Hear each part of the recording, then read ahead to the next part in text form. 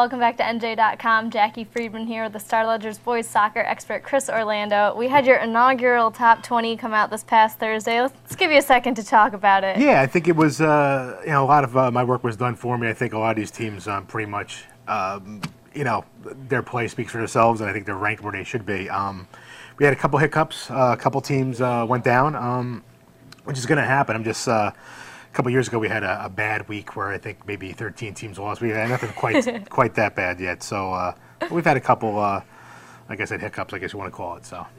Well, there'll be a couple more to come throughout the season. Thanks. We'll speak with one of the hiccups. North Hunterdon looking good. They beat who was number 17 Montgomery. Pretty tight one though. Yeah, Montgomery entered that game 5-0 at number 17. They played North Hunterdon. They were up 1-0. And this is why you play all 80 minutes. With 1 second left in regulation, Eric Nolan scores to tie the game, sent to overtime. Connor Ventura scores the game winner 3 minutes into overtime. Boom, game over. I mean, that's why you have to have, that's why they call it an 80-minute game. I mean, exactly. So, North Hunterdon, 6-1. Played Pingree actually on Monday. Played well, lost 3-0. Pingree's ranked 7th. So North Hunterdon, a team to keep an eye on, I think, for at least the remaining part of the season. Sure. Also want to shine the spotlight here on Governor Livingston for a second. They're off to a great start. Yeah, they're not ranked in the top 20, but they are ranked 3rd in Group 2. They're 6-0, which is first time in 17 years. They're playing Oratory on Wednesday. If they win that game, that'll be their best start since 1994 when they went. I believe it was 23-1-1 and won Group 2 that year. So it's a long time coming for fans at Berkeley Heights up there. A couple people I want to mention.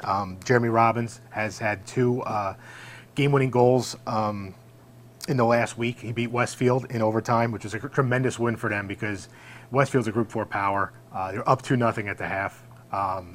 GL scores 3 times. Robbins has a game winner in a double overtime to win it. Anthony Oliveira actually leads the team with 4 goals.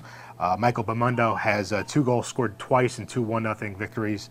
And Jeremy's brother John Robbins has 3 shutouts. So this team is going places, I think. They got on the right path. Absolutely. And of course we have our games to look ahead to this week, starting tomorrow, Tuesday, East Brunswick at St. Joseph Metuchen. Yeah, this is a quick rematch from a couple weeks ago. East Brunswick won on September 8th, 2-0. I'm going to give you a best shot, guys, with these names. Abu Besteros and Chris Bradley scored in that game. They won 2-0. St. Joe's obviously can't be counted out. They have Brandon Allen. It's going to Georgetown. Was All-State for us last year. And he has 6 goals and 2 assists. So the game's at St. Joe's in Metuchen, 3:45 on Tuesday. So it should be a good rematch. And then Friday we move to, the vaulted non-public A, Don Bosco Prep, Seton Hall Prep, meeting up in one of those matchups. Seton Hall Prep still undefeated at number 2 as we speak. They're going to host Don Bosco Prep. Don Bosco not having the kind of year they want right now. They have a couple ties in there, a couple losses, but always a good game between 2 very good non-public schools. And to round out the week on Saturday, we have a Freehold, which was number 10. They fell to Middletown South, but now they get a CBA. They do. It's and they're a little banged up, this team, but they're going to get a chance to avenge their first loss of the season, which was 2-1 to CBA on September 12th. So we'll see what happens. It's going to be interesting as always. So. Yeah, a good way to bounce back. It would be. It'd be a tremendous win for that team. Well, we're still out there, so keep coming back to NJ.com and the Star Ledger. He's Chris Orlando. I'm Jacke Friedman. We'll see you next time.